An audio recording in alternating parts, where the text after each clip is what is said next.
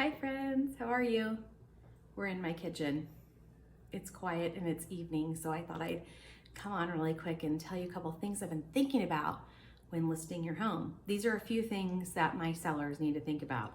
And why am I bringing these up? Well, because those issues have come about and I'm realizing when I show buyers, these are things I think about to tell them not to be worried about. But at the same time, I want to get you sellers in the mode of what you need to do to have this property ready to sell.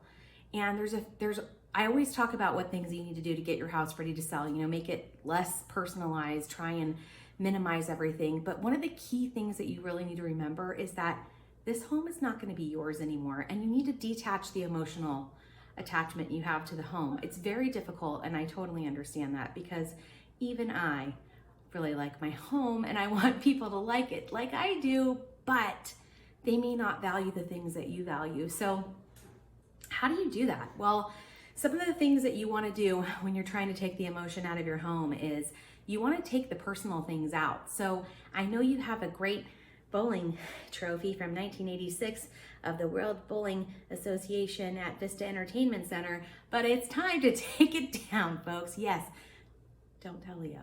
Anyway, you want to take it down because it is something that is personal to you. And I don't know that everyone's going to value that bowling trophy like you do on your beautiful granite, gorgeous fireplace mantle, right?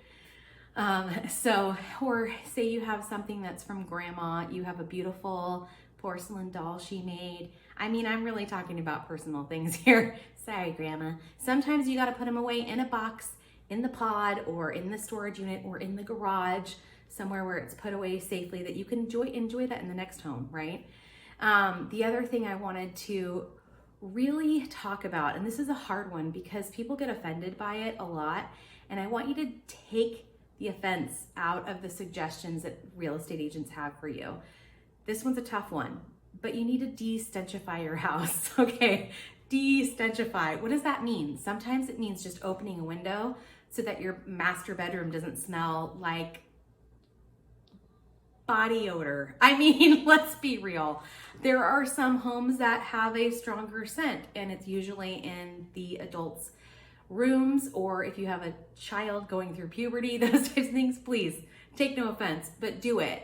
De-stenchify the house. You may need to put something in there like a vanilla scented Glade freshener. Maybe you're going to use something where it's going to bring in some smells.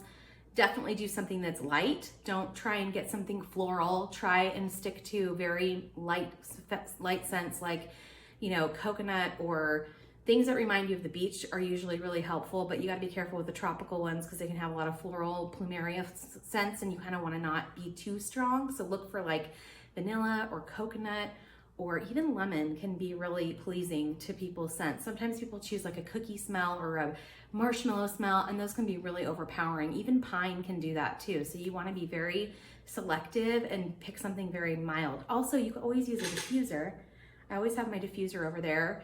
I always have it running just for me. I like the smells, and I try and stick with very light things like a lemon scent, like I said before, or an orange scent.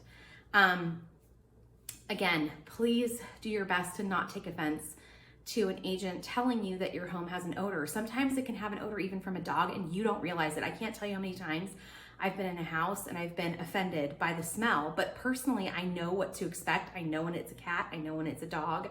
And I tell my clients, don't worry, it's, if you don't have the dog, we have the carpets clean, it'll probably go away. But to be honest, it doesn't always go away. And so what I want to encourage you to do is, yes, you can still have your pets, but do your best to have the carpets cleaned professionally, and really do your best to try and keep up on it. So if you have an animal that's having accidents, maybe for the next couple months while your house is listed, you could bring her over to a friend's, or he or she, over to a friend's house, or maybe for a while you can make sure the pup is always outside, or the cat.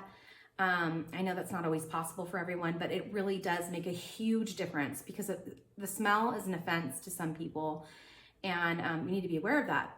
And I've listed homes with a smell, and I've listed homes where I've had to tell them the smell is overpowering. And a lot of people take offense to it, but you can't.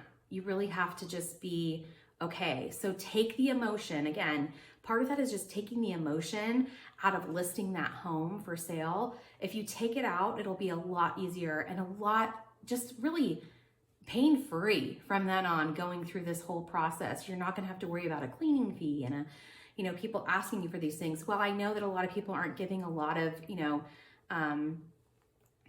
concessions when they sell their home, and not a lot of sellers are right now. It's still something you have to consider, because really the smell of a home or the cleanliness of a home is very important to the next buyer, and you want to present it at its best, not when it's sold and you're out of it, it's its best. Do you know what I'm saying? So my friends, thank you for listening to my message. I know this is a hard one because people get really offended, but I hope to sell your home in its best way. And these are some of the things that can really help you. So have a great week, and I will touch base with you later.